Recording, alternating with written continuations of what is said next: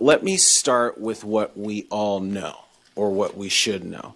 We have a constitutional obligation to provide a general, uniform, and thorough system of public schools, and inherent in that obligation is the need to create an environment or provide an environment that is conducive to learning.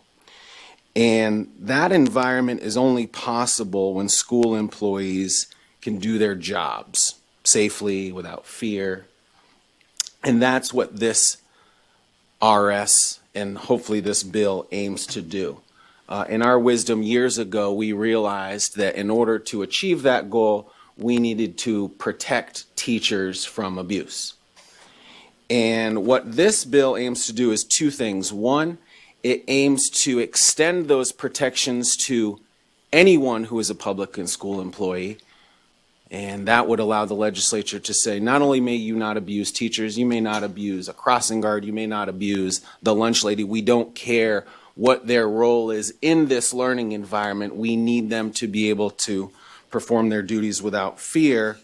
But the second thing this bill would do, and it's interesting that we talk about constitutionality. I read a lot of constitutional law, including an interesting law review article.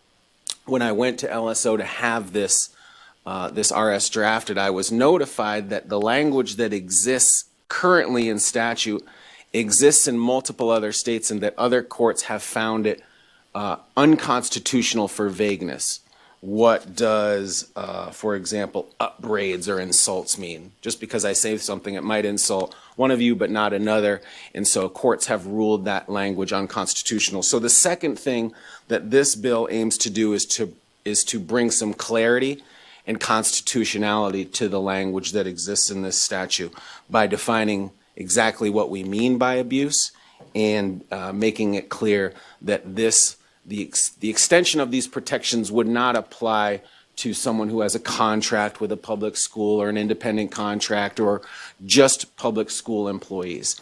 And so with that, Madam Chair, that is the RS, and I'd be happy to answer any questions.